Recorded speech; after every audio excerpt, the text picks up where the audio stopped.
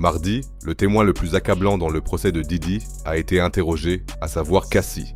Elle a été la seule témoin à être interrogée pendant 6 heures au cours du procès. Elle a fondu en larmes et a raconté pour la première fois en détail comment se déroulait sa relation avec Didi. Comme son témoignage est l'un des plus importants, nous allons à nouveau examiner toute la journée, du début à la fin. Bien sûr, cette fois encore, de nombreuses personnes se sont rassemblées devant le palais de justice. La famille de Didi était également présente avant le début de l'audience, à 11h, heure locale.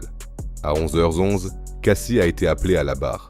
Elle portait une robe marron et, à la surprise générale, elle est entrée dans la salle d'audience en étant visiblement enceinte, ce qui n'est bien sûr pas favorable à la défense de Didi. En effet, lorsqu'une femme enceinte de 9 mois parle de ses souffrances, l'empathie du jury est naturellement 2 fois plus grande.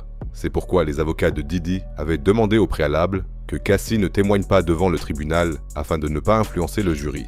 Cette demande a toutefois été rejetée et elle a donc prêté serment, donné son nom et déclaré qu'elle était musicienne. Interrogée sur Sean Combs, elle a répondu qu'elle avait eu une relation intermittente avec lui pendant 10 ans.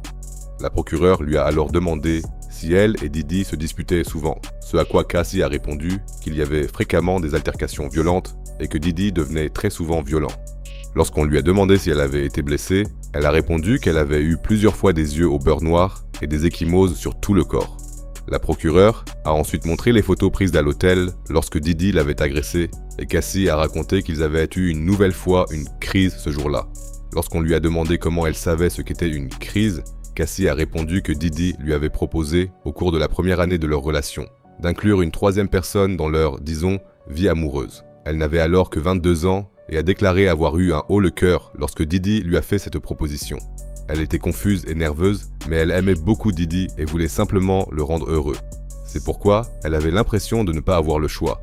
Elle a ajouté qu'elle ne se souvenait plus de la première fois où ils avaient eu une telle séance, mais qu'elle se rappelait qu'un homme avait été payé pour cela et que Didi avait regardé et lui avait donné des instructions.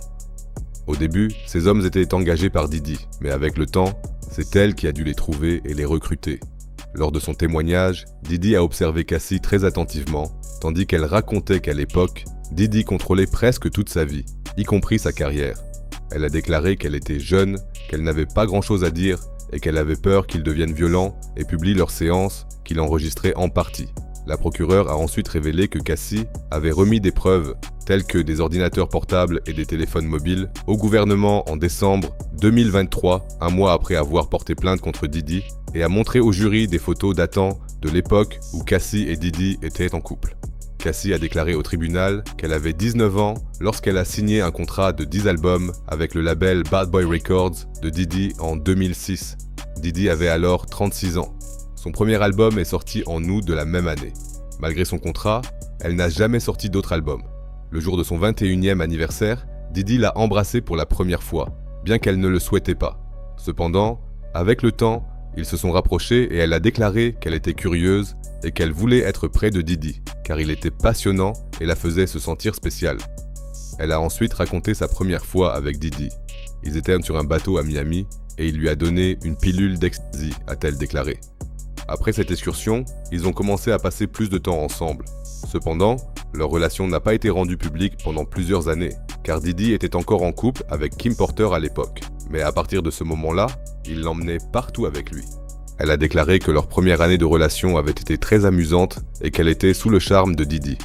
Lorsqu'on lui a demandé combien de temps elle avait ressenti cela, elle a répondu que cela avait été une période mouvementée et qu'avec le temps, elle avait découvert une autre facette de Didi. Puis, elle a lentement fondu en larmes. « Il voulait contrôler entièrement ma vie », a-t-elle déclaré. De son apparence physique à son travail, en passant par les personnes avec lesquelles elle parlait. « Tout est allé très vite pour moi. Je n'ai pas réalisé ce qui se passait », a-t-elle poursuivi avant de raconter les sautes d'humeur de Didi. Elle a expliqué « Il me suffisait de le regarder de travers pour recevoir une gifle ». Elle a également déclaré que Didi la frappait tous les jours.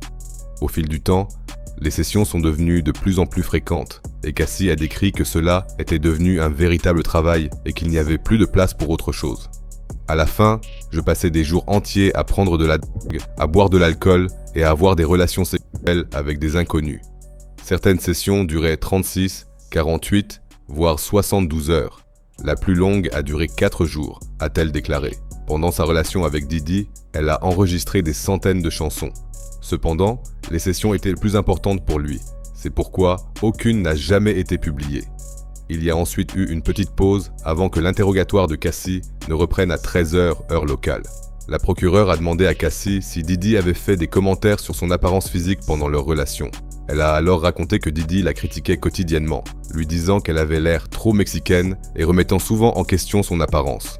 C'est pourquoi Didi choisissait ses tenues, sa coiffure et même ses ongles.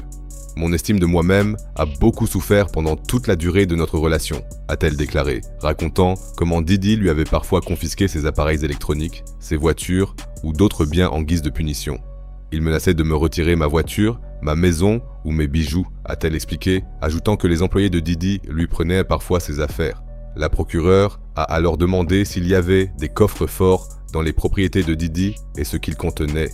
Cassie a alors répondu qu'il y avait des coffres forts dans toutes ces maisons auxquelles elle avait parfois accès, dans lesquels Didi stockait de l'argent liquide, des bijoux, des armes et parfois des enregistrements de caméras, et qu'elle avait également vu les armes en dehors des coffres forts. Elle a décrit une situation dans laquelle Didi, sous l'emprise de lui avait donné une arme qu'elle devait cacher et où elle avait peur qu'elle puisse se déclencher.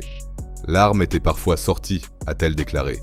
J'ai toujours eu l'impression que c'était une sorte de tactique pour me faire peur. Le procureur est ensuite revenu sur les freak-offs et Cassidy a raconté que Didi avait mentionné le terme voyeurisme au cours des premiers mois de leur relation et avait décrit comme un fantasme le fait de la voir avec d'autres hommes.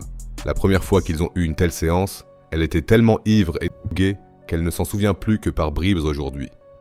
J'étais sous l'influence de substances, donc je n'ai pas ressenti grand-chose. Cependant, je me suis demandé si tout cela était bien réel.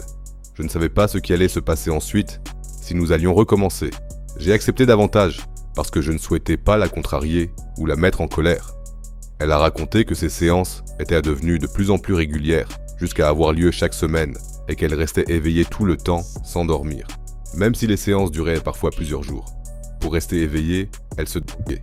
Et lorsqu'on lui a demandé si elle voulait participer aux séances, Cassidy a répondu très clairement « Non, je me sentais très mal.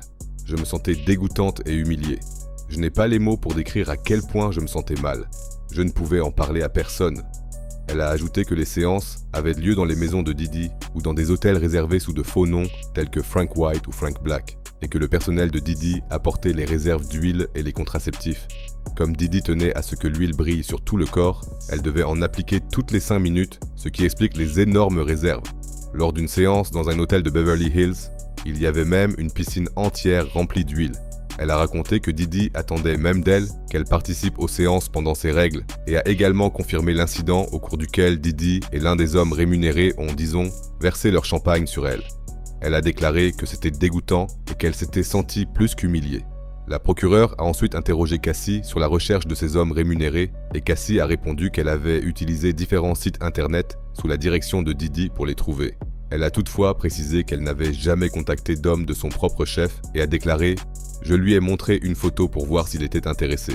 S'il ne l'était pas, je disais non et je demandais quelqu'un d'autre. » La procureure a ensuite montré un SMS envoyé par un homme à Cassie en juin 2012, accompagné d'une photo et du message « Je suis prêt » afin de corroborer ses déclarations.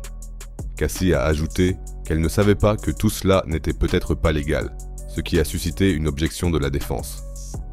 Le juge a alors demandé au jury d'ignorer la dernière phrase de Cassie.